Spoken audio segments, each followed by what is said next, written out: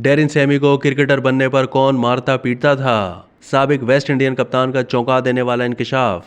West Indies cricket team के साबिक कप्तान डेरिन सैमी ने इंकशाफ किया है कि क्रिकेटर बनने के लिए उन्हें वालदा से बहुत डांट और मार खानी पड़ी है। 2 मरतबा के T20 वर्ल्ड चैंपियन कप्तान डेरिन सैमी ने अपने एक इंटरव्यू के दौरान बताया था कि इंटरनेशनल क्रिकेट के सफर में एम्ब्रोज और ब्रायन लारा को देखा और आगे बढ़ा। वेस्ट इंडीज की टीम में आने के लिए सख्त मेहनत की। साबिक वेस्ट इंडियन कप्तान का बताना था कि मेरे इब्तदाई सफ़र में मुझे वालदा से बहुत डांट पड़ी, बहुत मार खाई, लेकिन मैंने ठान लिया था कि मुझे कुछ बनकर दिखाना है। वालदा नहीं चाहती थी मैं उन्हें इनकार करूं, लेकिन बस खेलता था और मेहनत करता था। डेरिन सैमी का कहना था कि मेरी वालदा समेत सब कहते थे कि मैं क्रिकेटर नहीं बन सकता, लेकिन फिर मैंने बनकर दिखाया।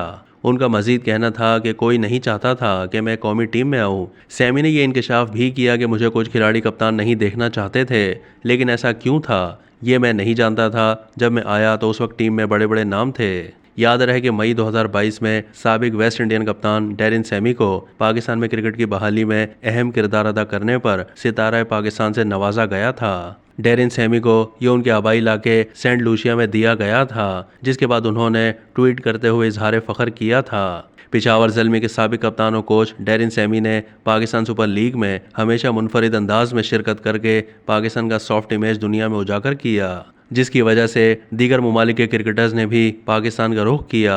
उनकी इसी खिदमात पर उन्हें सितारा पाकिस्तान से नवाजा गया था।